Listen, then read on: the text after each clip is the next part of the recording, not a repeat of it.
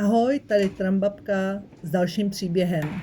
Jenom na začátek vám řeknu, že to video, které příběh doprovází, je pouze a pouze ilustrační.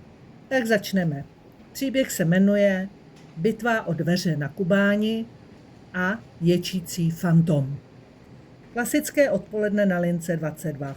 Sluníčko svítí, lidi se mačkají a já se snažím držet jízdní řád, což je na této trase stejně reálné jako potkat metru jednorožce.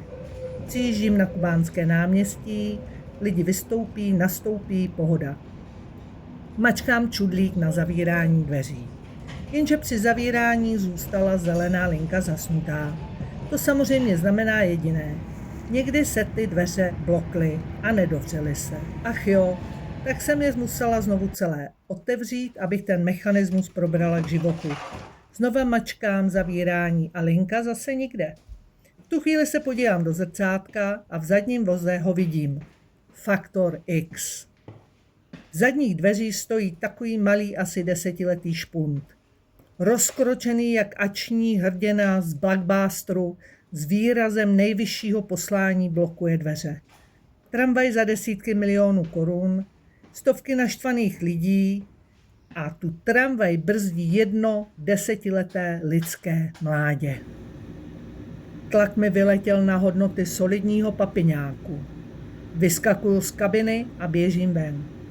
Mladý muži, zakřičela jsem na něj tónem přísného pedagoga i unaveného tramvajáka zároveň. Buď nastup nebo vystup, ale neblokuj ty dveře. Kluk na mě hodil pohled, jako bych byla hlavní záporák z Pána prstenů. Otočil se na patě a vyběhl z tramvaje. V tu chvíli to ale začalo. Ten kluk nespustil jen tak nějaký pláč.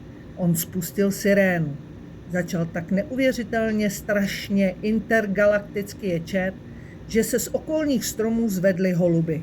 S tímhle řevem se rozběhl dopředu podél vozu. Ve mně okamžitě hrklo. Vzteklá tramvajácká krev bleskově vychladla a nastoupila čistá panika. A sakra, blesklo mi hlavou. Pane bože, on bude asi nemocnej. Nějaký autista nebo má chudák těžký smyslový šok a já na něj takhle vystartovala. Jsem ta nejhorší lidská bytost na světě.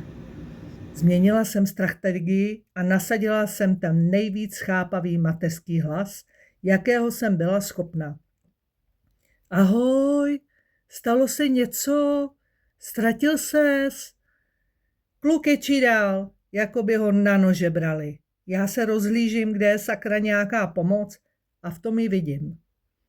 Naproti na semaforu, kde samozřejmě svítí červená, stojí před přechodem pro chodce žena. Jeho matka.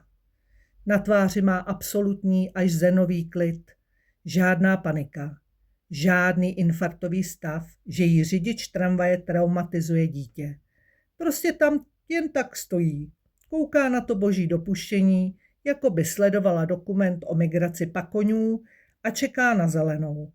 Evidentně je na tenhle typ představení zvyklá z domova 3krát denně.